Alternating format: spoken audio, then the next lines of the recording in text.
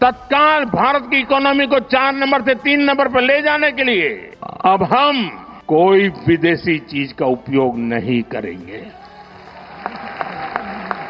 हम गांव-गांव व्यापारियों को शपथ दिलवाएं, व्यापारियों का कितना ही मुनाफा क्यों ना हो, आप विदेशी माल नहीं बेचोगे।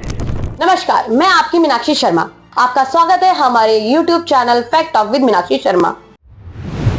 मोदी सरकार के 11 साल कंप्लीट हो गए और बीजेपी और मोदी जी अपने कार्यों का पूरी तरह गुणगान कर रहे हैं। वो बता रहे हैं कि किस तरीके से उन्होंने 11 साल में बेमिसाल काम किया है। 27 मई को मोदी जी ने देश की जनता को एक नया टास्क दिया, विदेशी हटाओ और स्वदेशी अपनाओ। इससे पहले भी मोदी जी कई टास्क दे चुके हैं देश की जनता को, जैसे ताली और थाली बजाने वाला, और देश की जनता उसको सीरियस ले लेती है और करती भी है।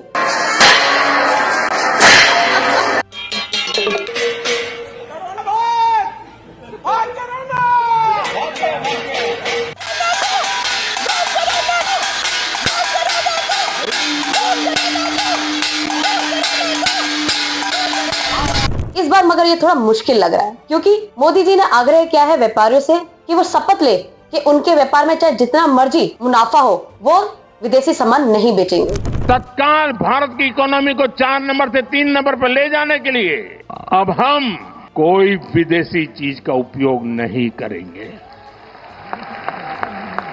हम गांव-गांव व्यापारियों को शपथ दिलवाएं, व्यापारियों का कितना ही मुनाफा क्यों ना हो, आप विदेशी माल नहीं बेचोगे। लेकिन ऐसा करना शायद व्यापारियों के लिए अब संभव ना हो पाएगा और मोदी जी की बात मानना उनके लिए बहुत मुश्किल हो जाएगा, यहाँ तक कि मोदी जी के भक्तों के लिए भी। जबकि मोदी जी की गाड़ी विदेशी, मोदी जी का चश्मा विदेशी, मोदी जी की घड़ियां विदेशी, मोदी जी जो पेन यूज करते हैं वो विदेशी, जिस जहाज में वह घूमते हैं 8,500 करोड़ का जहाज, वो भी विदेशी है। जबकि ये संदेश मोदी जी ने इंग्लैंड के 20 लाख के टेलीप्रॉम्प्टर पे पढ़ कर दिया है, और जो विपक्ष है वो कह रहा है कि मोदी जी सबसे पहले आप स्वदेशी अपनाकर विदेशी चीजों का बहिष्कार कीजिए और अपने बीजेपी के नेताओं से बहिष्कार करवाइए, तब जनता से अपील कीजिए, क्योंकि इतना आसान नहीं है। मोदी जी ने कहा कि जो देश की जनता है वो अपने घर में जो विदेशी सामान है उसकी सूची बनाए और उसका बहिष्कार करे। आप घर में जाके सूची बनाइए कि आपके घर में 24 घंटे में सुबह से दूसरे दिन सुबह तक कितनी विदेशी चीजों का उपयोग होता है। आपको पता ही नहीं होता है। आप हेयर पिन भी विदेशी उपयोग कर लेते हैं, कंघा भी विदेशी होता है, दांत में लगाने वाली जो पिन होती है वो भी विदेशी घुस गई है, हमें मालूम तक नहीं है। शायद मोदी समर्थकों के लिए ये भी बहुत आसान नहीं है, क्योंकि आज हमारे घर के अंदर आईफोन से लेकर कंघी तक विदेशी है। तो कैसे एक मध्यम वर्गीय परिवार अपने घर का सारा सामान फेंक सकता है और नया सामान कौन लेकर आएगा? तो ये बहुत बड़ा प्रश्न है। मोदी जी ने कहा कि देश के अंदर छोटी आंख वाले गणेश जी से लेकर होली के सामान से लेकर टूथपेस्ट से लेकर कंघी तक हमारे देश में विदेश से आता है और हमें इन सब चीजों का बहिष्कार करना चाहिए। लेकिन दुर्भाग्य देखिए, गणेश जी भी विदेश से आ जाते हैं। छोटी आंख वाले गणेश जी आएंगे, गणेश जी की आंख भी नहीं खुल रही है। होली रंग छिड़कना है, बोले विदेशी। हमें पता था, आप भी अपने घर जाकर के सूची बनाना।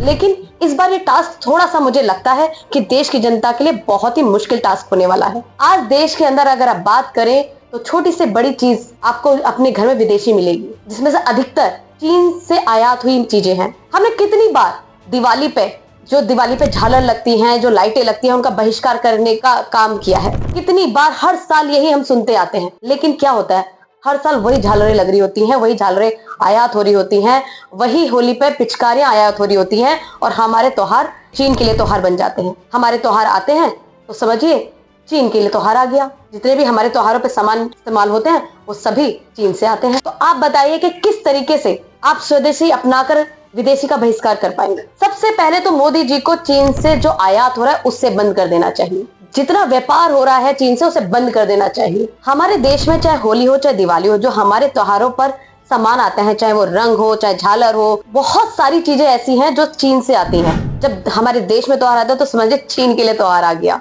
तो मोदी जी, सबसे पहले तो मैं आपसे ये कहूंगी कि प्लीज ये चीन से आयात बंद कर दीजिए। ना आयात होगा, ना हमारे देश के लोग विदेशी चीजों को अपनाएंगे। 11 साल पहले 2014 में मोदी जी ने एक नारा दिया था, आत्मनिर्भर भारत और मेक इन इंडिया। लेकिन आज 11 साल बाद भी हम पूर्णतः आत्मनिर्भर नहीं बने हैं और हमारी सभी चीजें मेक इन इंडिया नहीं है। तो एक तरीके से ये नारा उनका जुमला ही साबित हुआ। हाँ, शायद 1-2% चीजें ऐसी है जो शायद आपको बाहर के लेनी पड़े, जो हमारे यहाँ उपलब्ध ना हो, क्योंकि हम इस पर पूर्णतः काम नहीं कर पाए। अगर काम कर पाते तो शायद हमें आज ये कहने की जरूरत नहीं पड़ती कि विदेशी हटाओ और स्वदेशी अपनाओ। मोदी जी ने 11 सालों में देश की जनता से बहुत सारे वादे किए, जैसे कि 15 लाख रुपए देने का वादा, काला धन वापस लाने का वादा, 2 करोड़ रोजगार देने का वादा, गंगा जी को साफ करने का वादा, 100 स्मार्ट सिटी बनाने का वादा, किसानों की आय दुगनी करने का वादा, पेट्रोल और डीजल के दाम कम करने का वादा, रेलवे की व्यवस्था सुधारने का वादा, महिलाओं को सुरक्षा देने के वादा। लेकिन ये सभी वादे जुमले निकले। आज 11 साल से देश की जनता और विपक्ष सवाल पूछ रहा है कि इन वादों का क्या हुआ, और वो कह रहे हैं कि मोदी जी जो भी वादा करते हैं वो जुमला निकलता है। देखिए, ये जुमला है, ये भाषण देने का एक तरीका है, एक जुमला। इन 11 सालों में मोदी जी ने अपने मन की बात तो बहुत कही देश की जनता से, लेकिन कभी देश की जनता के मन की बात सुनी नहीं। वो सिर्फ और सिर्फ अपनी कहते हैं, सुनते किसी की नहीं है।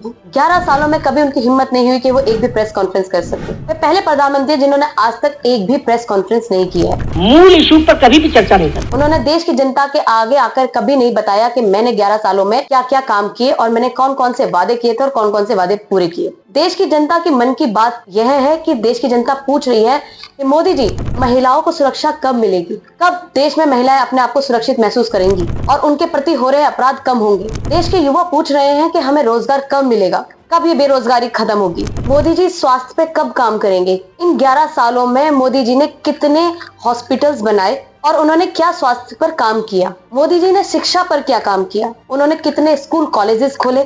बल्कि विपक्ष उन पर इल्जाम लगाता है, जैसे कि आम आदमी पार्टी के संजय सिंह जी, वो कहते हैं कि मोदी जी ने 60,000 सरकारी स्कूल बंद कर दिए। उत्तर प्रदेश में 25,577 सरकारी स्कूल बंद हुए। मध्य प्रदेश में जहां भारतीय जनता पार्टी का शासन है 22,824 सरकारी स्कूल बंद हुए। आसाम में जहां भारतीय जनता पार्टी का शासन है 6,271 सरकारी स्कूल बंद हुए। उत्तराखंड जहां भारतीय जनता पार्टी का शासन है 1,101 सरकारी स्कूल बंद हुए। कर्नाटका जहां भारतीय जनता पार्टी का शासन है 633 सरकारी स्कूल बंद हुए। इस प्रकार से मिलाकर हरियाणा सहित तमाम राज्य हैं जहां पर सरकारी स्कूल बंद हुए। ये अपने आप में बहुत अहम सवाल है, क्योंकि अगर एक देश की तरक्की होती है तो वो सिर्फ और सिर्फ शिक्षा के नाम पर होती है। अगर देश के बच्चे शिक्षित होंगे तो देश विकसित होगा, देश का विकास होगा। लेकिन यहाँ उल्टा, हमारे देश में शिक्षा के ऊपर काम नहीं हो रहा है और हमारी सरकारें विफल रही हैं शिक्षा के क्षेत्र में। देश पूछ रहा है मोदी जी कि आज हमारा देश इतने कर्जे में कैसे डूब गया, कैसे हमारे देश के ऊपर 255 लाख करोड़ का कर्जा हो गया, और तो और रुपए की कीमत दिन प्रतिदिन घटती चली जा रही है। आप तो कहते थे कि जिस देश का रुपया गिरता है उसकी साख गिर जाती है, तो क्या आपको नहीं लगता आज भारत की साख गिर रही है जब रुपया गिर रहा है? तो देश पूछ रहा है मोदी जी, नीरव मोदी, ललित मोदी, मेहुल चौकसी और माल्या जैसे बैंक डिफॉल्टर भगोड़ों को आप देश के अंदर कब वापस लेकर आएंगे? अभी हाल फिलहाल में ही एक पॉडकास्ट में माल्या ने बताया कि वे अरुण जेटली जी से मिलकर देश छोड़ के गए थे। I told the finance minister Arun Jaitley before leaving for the airport. I told the finance minister because I went from parliament to Delhi airport. तो इसका मतलब ये तो नहीं कि कहीं ना कहीं बीजेपी की मिली भगत है इन लोगों के साथ।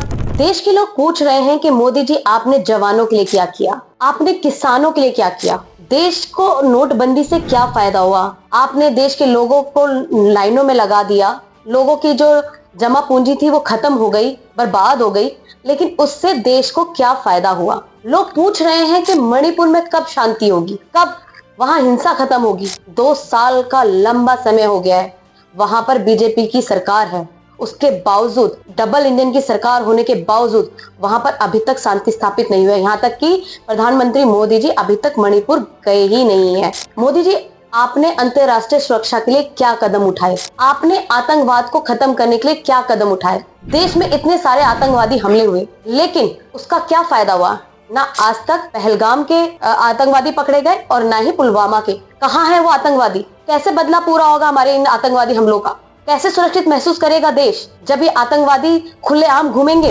विपक्ष कह रहा है कि अगर देश के अंदर किसी का विकास हुआ है तो वो है सिर्फ बीजेपी का विकास, क्योंकि 2022 में जो उसकी संपत्ति थी लगभग 6,000 करोड़ रुपए थी, आज वो लगभग 10,000 करोड़ रुपए है। और बीजेपी की अचीवमेंट सिर्फ इतनी है कि उसने देश के अंदर 500 शानदार कार्यालय बनाए हैं, जिसमें से दिल्ली का जो कार्यालय वो सबसे शानदार है और 7 स्टार है और इनकी कीमत लगभग 600 करोड़ रुपए है। तो यही उनके अचीवमेंट्स हैं। आपकी बीजेपी की 11 साल के कार्यकाल पे क्या राय है, हमें जरूर बताइएगा कमेंट बॉक्स में। और आप बीजेपी को इन 11 सालों में 10 में से कितने नंबर देना चाहेंगे, ये भी हमें कमेंट बॉक्स में जरूर बताइएगा। और आपको हमारी वीडियो अगर अच्छी लगी हो तो प्लीज उसे लाइक कीजिएगा, सब्सक्राइब कीजिएगा और ज्यादा से ज्यादा शेयर कीजिएगा ताकि हमारा मनोबल बढ़े। आप लोगों का बहुत बहुत धन्यवाद।